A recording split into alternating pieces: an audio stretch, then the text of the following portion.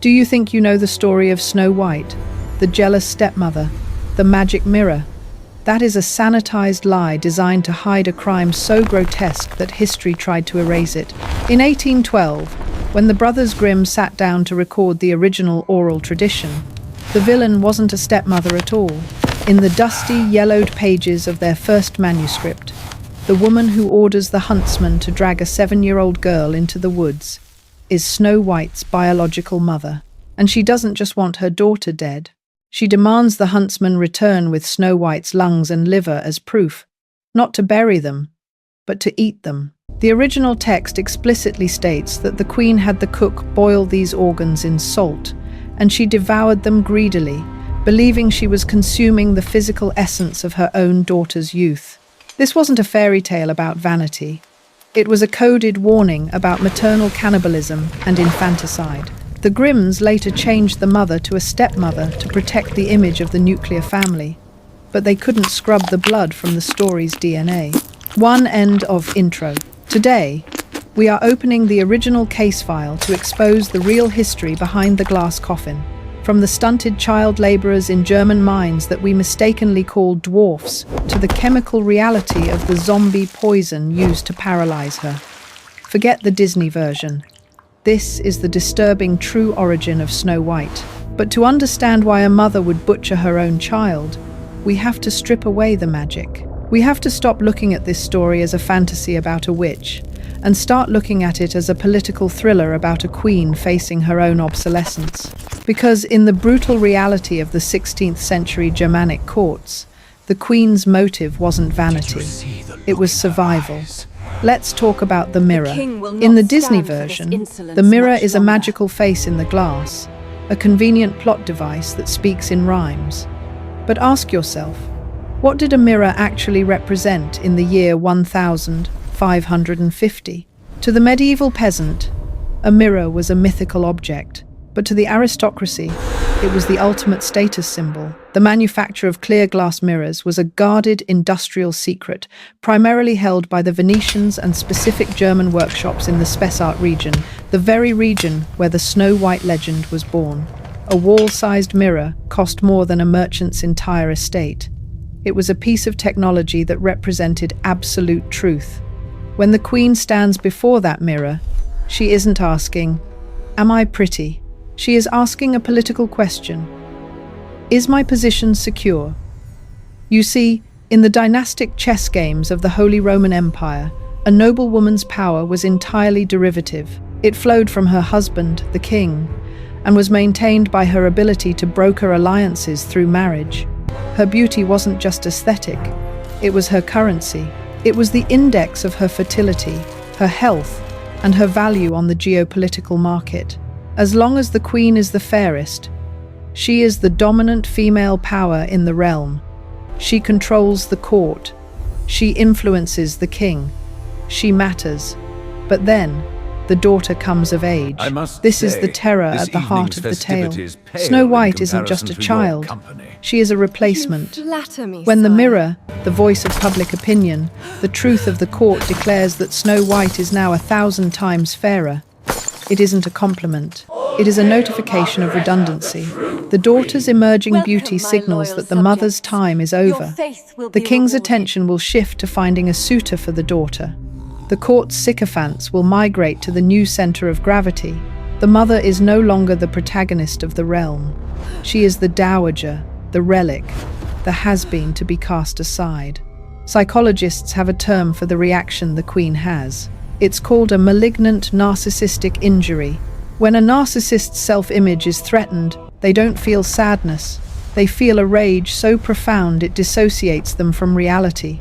They don't see a child. They see a parasite that is stealing their light. And this isn't just psychological theory. We have the body to prove it. If you dig into the archives of the Hessian historical societies, you will find the name that many historians believe is the flesh and blood inspiration for Snow White, Margareta von Waldeck. Born in 1533, Margareta was the daughter of Count Philip IV. She was a young woman of such renowned beauty that her description appears in chronicles across Europe. And, just like the fairy They tale, suspect she had a nothing. stepmother, Deliver this to Katharina the of contact in the Hatzfeld, who Undercity found by the girl's moonrise. presence in the castle It will be intolerable. done. But Katharina didn't use a huntsman. She used politics. At the age of 16, Margareta was forced out of her home. She was sent away to the court of Mary of Hungary in Brussels. This was the deep forest of reality exile disguised as an education. In Brussels, Margareta's beauty did exactly what her stepmother feared. It attracted the most powerful man in the world. She caught the eye of Prince Philip II of Spain, the heir to the Holy Roman Empire, the prince of our story. This wasn't a romance. It was a diplomatic crisis. A marriage between a German count's daughter and the future king of Spain was politically impossible. It would have upset the delicate balance of power between Spain, the Netherlands, and the German states. Margareta wasn't just a girl anymore. She was a geopolitical liability. And then, the pattern of the fairy tale bleeds into the historical record. Just as a marriage arrangement was being whispered about, Margareta's health suddenly collapsed. She didn't fall into a magical sleep. She began to waste away. She suffered from tremors, failing vision, and a slow, agonizing paralysis. She died in 1554. She was 21 years old. We know her death wasn't natural because of the letters she left behind. In the archives of the Waldeck family, there is a final will and testament written by Margareta in her last days. The handwriting is shaky, erratic, the pen strokes of a person whose nervous system is misfiring. Forensic historians who have examined these documents and the descriptions of her symptoms point to one culprit: arsenic. In the fairy tale, the queen uses magic. In reality, poison was the preferred weapon of the European courts. It was clean, it was quiet, and it mimicked natural illnesses like consumption or cholera. Margareta was poisoned not because she ate an apple, but because her beauty had written checks that the political establishment couldn't cash. Whether the poison came from her stepmother's agents or the Spanish court is still debated, but the outcome was identical to the Grimm's story. The beautiful young rival was eliminated to preserve the status quo. This is what the brothers Grimm were capturing. They weren't writing about a cartoon villain who hates beauty. They were documenting the ruthless pragmatism of the aristocracy. When the queen in the story decides to kill Snow White, she isn't acting out of madness. She is acting out of a cold calculation. She perceives her daughter as a threat to her survival. And in the zero-sum game of medieval power, if you weren't the predator, you were the prey. The mirror on the wall didn't have a voice. It had a verdict. And that verdict was that only one woman could hold the power in that castle. But if Margareta von Waldeck provides the ghost of Snow White, where did the rest of the story come from? If the castle was the site of the murder, where did the fantasy of the seven dwarfs come from? This brings us to the most heartbreaking revelation of the entire investigation. Because when Snow White flees the castle, she doesn't run into a magical glade. She runs straight into the gears of the German industrial machine. The seven dwarfs weren't fantasy creatures. They were real people, and you can still find the tunnels where they lived and died. If the castle was a place of political slaughter, surely the forest was a sanctuary. That is what Disney taught us. We all know the image. 7 happy, eccentric little men marching home from work, whistling a tune, their pickaxes thrown over their shoulders as if they were gardening tools. They are the comic relief, the bumbling protectors. But ask yourself this: why are there 7 men living alone in a shack in the middle of nowhere? Why are they small? And why are they digging? To answer that, we have to travel to the region of Hesse, specifically the mining village of Bergfreiheit, which calls itself the Snow White Village to this day. But in the 16th and 17th centuries, you wouldn't have found singing cartoon characters here. You would have found one of the darkest chapters in the history of human labor. The 7 dwarfs weren't magical beings. They were children, and they were dying. You have to understand the geology of this region to understand the horror of the story. The copper and silver veins in the Hessian mountains didn't run in massive, open caverns. They ran in thin, ribbon-like seams, often barely 2 or 3 feet high. To extract the ore, The mining companies, often owned by the very same noble families who lived in the castles above, had a logistical problem. An adult man could not fit into these crawl spaces. It was physically impossible to swing a pickaxe in a tunnel that was only 30 inches tall. So, they solved the problem the way ruthless industries have always solved problems. They used the smallest humans they could find. They recruited children, often orphans, or the sons of indebted peasants, boys as young as 6 or 7 years old. In the local dialect, these child labourers were known as Kleinenbergliot, literally, little mountain people. When the brothers Grimm transcribed the oral folk tales, the word they heard was zwerg dwarfs. But the storytellers weren't describing a fantasy species. They were describing a physical reality that everyone in the region recognized. Let's look at the forensic evidence of what life in those mines did to a human body. Imagine a 6-year-old boy sent into the dark. He spends 12 to 14 hours a day, 6 days a week, crouched on his hands and knees. He is dragging heavy carts of copper ore. He is breathing air thick with rock dust, devoid of ventilation. He almost never sees the sun. Over time, this environment reshaped their biology. The lack of vitamin D and sunlight caused severe rickets, softening their bones. The constant crouching caused their spines to curve permanently, a condition known as kyphosis, giving them a hunched, dwarfed appearance. Their growth plates, crushed by heavy labor and malnutrition, fused early. They didn't grow up. They just grew old. By the time these miners were 20 years old, they would have looked like elderly men to an outsider. Their skin would be grey and pasty, the pallor of mushrooms from living underground. Their bodies would be twisted and stunted. To a frightened young girl like Snow White, fleeing into the woods, stumbling upon a group of these miners, they wouldn't look like her peers. They would look like little old men. Even their clothing, which Disney turned into a cute costume, was born of necessity. The brightly coloured hoods, they weren't fashion statements. They were padded caps, often stuffed with straw or rags, designed to act as primitive helmets to protect their heads from the jagged, low ceilings of the mine shafts. The Grimms were recording a tragedy. These dwarfs were the discarded tools of the aristocracy, and this completely recontextualizes Snow White's arrival at their cottage. In the sanitized version, she breaks in, cleans up a bit, and they all become best friends. It's whimsical, but look closely at the original text of the 1812 manuscript. The interaction is transactional. It is a negotiation for survival. When the dwarfs find her, they don't ask her to sing. They issue a command. If you will keep house for us, and cook, make beds, wash, sew, and knit, and keep everything clean and orderly, then you can stay with us. This is not hospitality. This is an employment contract. The historical reality was that mining camps were often male-only environments, isolated deep in the forest, far from the villages. They were squalid, filthy, and disease-ridden. It was not uncommon for these groups of miners to harbour a runaway, a grub girl or housekeeper who would manage their domestic survival in exchange for food and protection. Snow White isn't a guest. She is a refugee entering into indentured servitude.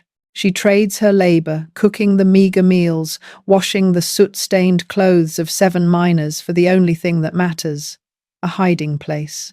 The cottage is a safe house. The forest is a blind spot where the Queen's legal authority is weak. Consider the psychological horror of her situation.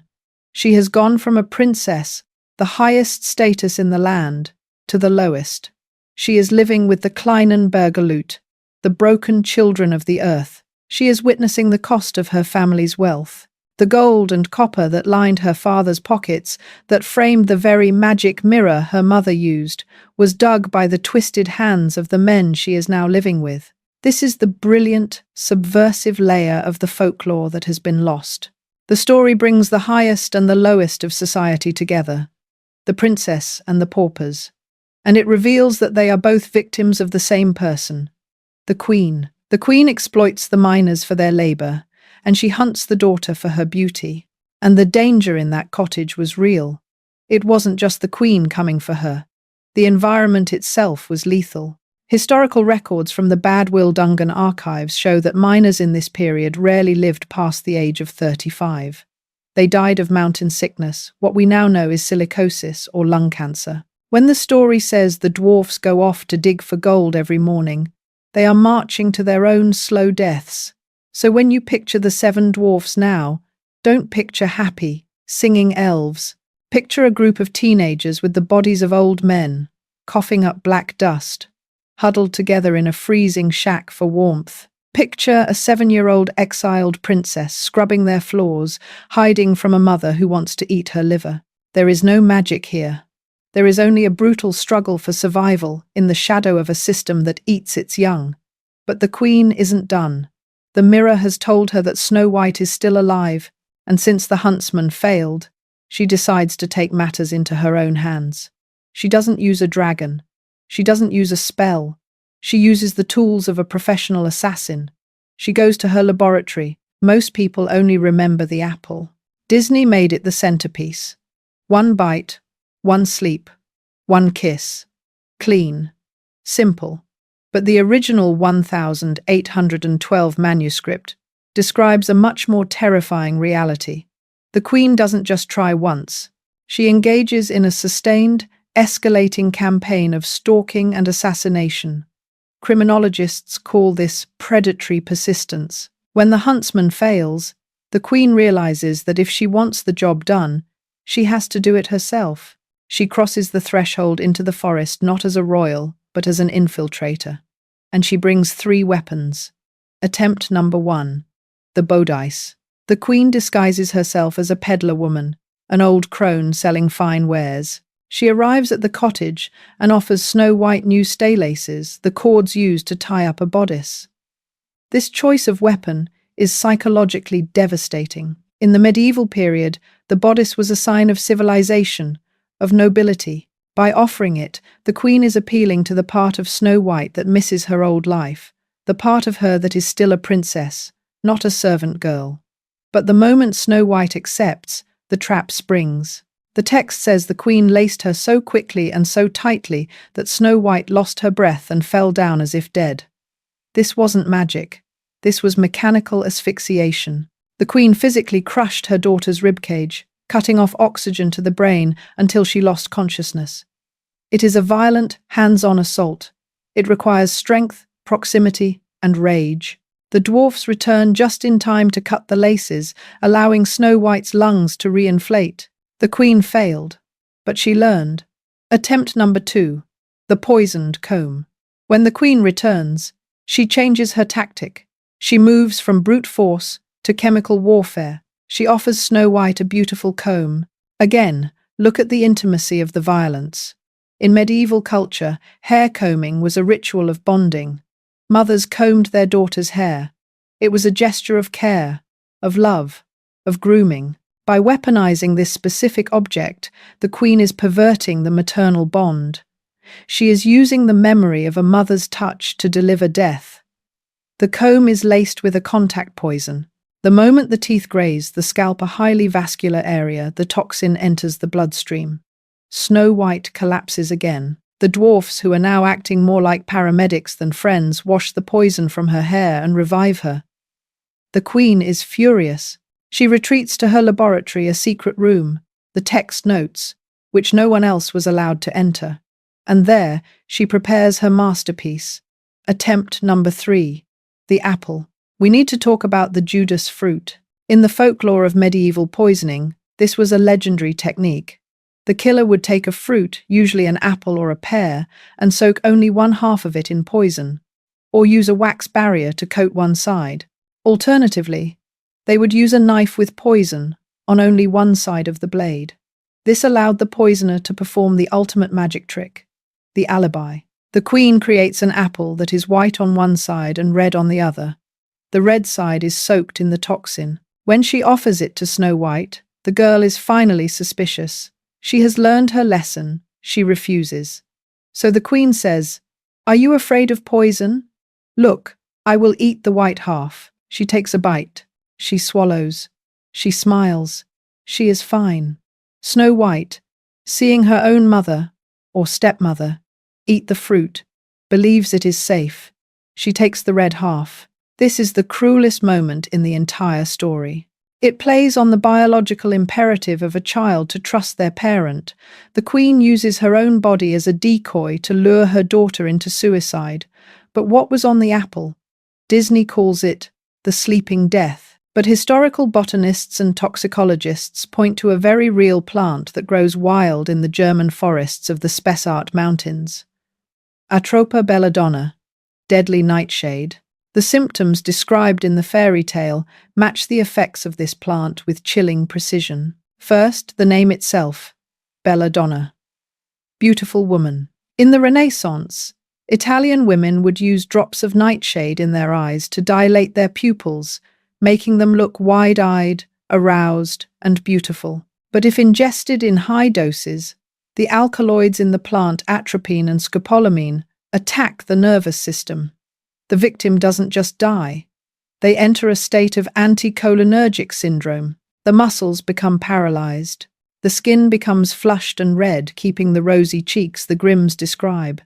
The pupils dilate fully, giving the eyes a staring, glassy look. And most importantly, the heart rate and respiration slow down to imperceptible levels. To a medieval observer, without a stethoscope or EEG machine, a person in a deep belladonna coma looks dead. But they don't look rotten. They look preserved. The text explicitly says, she looked as if she was still alive. She still had her beautiful red cheeks. This wasn't a blessing. It was a biological horror show. Snow White was trapped in her own body, locked in, unable to move, unable to speak, her heart beating perhaps once or twice a minute. She was a living statue. The dwarfs, thinking she is dead but confused by her fresh appearance, cannot bring themselves to bury her in the cold, black earth. They cannot cover up that beauty. So, they build the glass coffin. This brings us to the most disturbing intersection of history and folklore. The glass coffin wasn't an invention of the Grimms. It was a reflection of a very real, very macabre practice among the European nobility. When a young noble or royal died under suspicious circumstances, poison, sudden illness, or divine will, the family often commissioned coffins with glass panes or crystal lids. Why? First, for proof. In an era of impostors and pretenders, you needed to prove the heir was actually dead so that the line of succession could move to the next person. In this case, back to the Queen. Second, for display.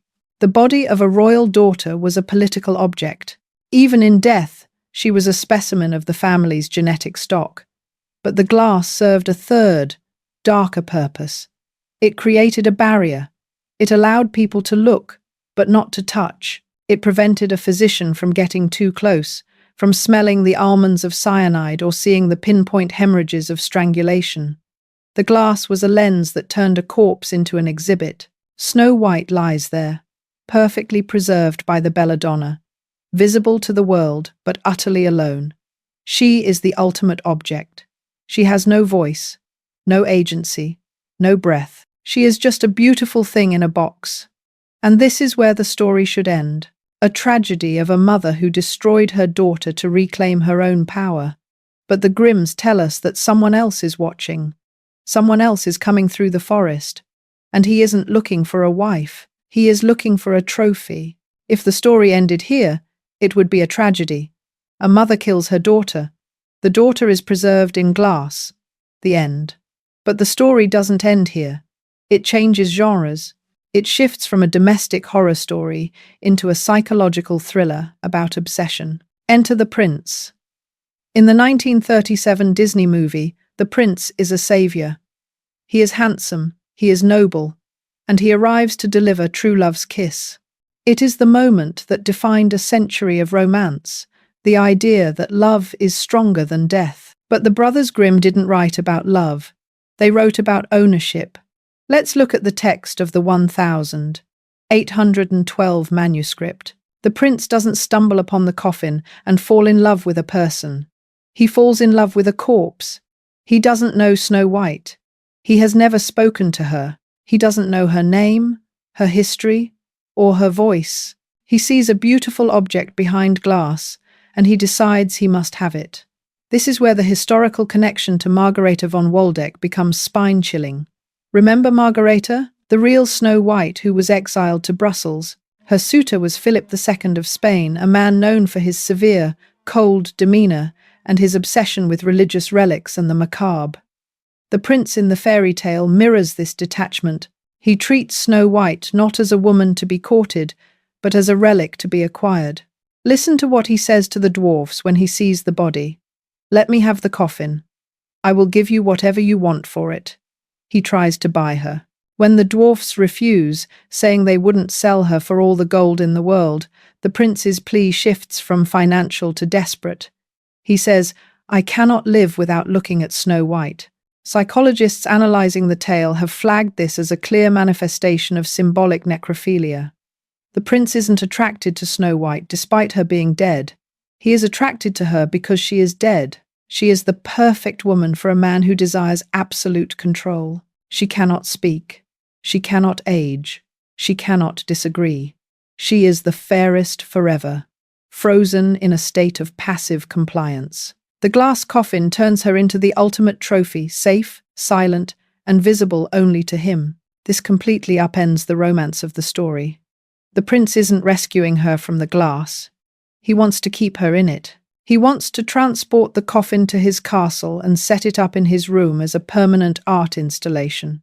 He effectively negotiates the transfer of property. The dwarfs, perhaps realizing they cannot protect her forever or intimidated by his rank, finally agree. And now we come to the awakening. If you grew up with the Disney version, you know the kiss. It is the climax of the film.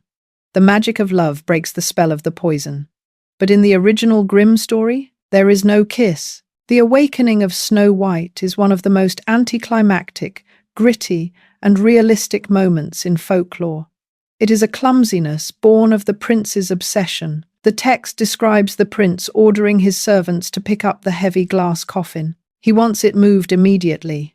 He is impatient. As the servants are carrying the coffin through the uneven terrain of the forest, one of them stumbles over a tree root, jolts.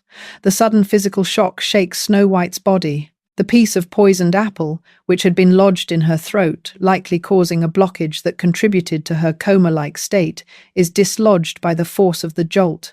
It flies out of her mouth. She draws a breath. She opens her eyes. She doesn't wake up because she was loved. She wakes up because the men carrying her trophy case were clumsy. Think about the horror of that moment from her perspective. The last thing she remembers is her mother, the woman she trusted, handing her a piece of fruit.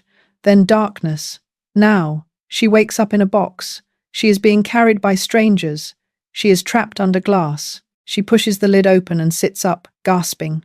Her first words aren't, "My prince," or "I love you." She cries out, "Oh God, where am I?" It is a cry of terror. And the prince's response? He doesn't comfort her. He immediately asserts ownership. "You are with me," he says. "I love you more than anything in the world. Come with me to my father's castle, and you shall be my wife." He doesn't ask. He informs her. She has been trafficked from the mother who wanted to consume her, to the dwarfs who used her for labor, to the prince who collected her as a corpse. Snow White has passed from one form of possession to another. This happy ending is actually the final lock clicking into place. The marriage isn't a celebration of love. It is the consolidation of power. Snow White, having survived the forest, is now being returned to the system that tried to destroy her. She is becoming a queen herself. And this is crucial for the final act, because Snow White has changed. She isn't the innocent 7-year-old anymore. She isn't the victim in the woods. She has survived the mother, the poison, the coffin, and the prince. She is returning to the world of the court, but this time, she holds the power. The prince declares a great wedding feast. He invites all the royalty in the land, and that includes the queen of the neighboring kingdom. The evil queen, checking her mirror one last time, asks, "Who is the fairest?" And the mirror gives her the news that seals her fate. "O queen, thou art fairest of all I see, but the young queen is 1,000 times fairer than thee." The queen is seized with dread. She knows. Deep down, she knows that the young queen can only be one person, the survivor. But she cannot help herself. Her narcissism, her obsession, drives her to the wedding. She has to see. She has to know if she has been replaced. She travels to the prince's castle, unaware that she isn't walking into a party. She is walking into an execution. The Disney movie ends with the queen falling off a cliff, an act of nature, an accident. No one's hands are dirty. But the medieval mind demanded something else. It demanded retribution. The law of the land required that a crime against blood be paid for in blood. And the prince and Snow White have prepared a welcome gift for the mother-in-law. In the center of the wedding hall, the fire is already burning.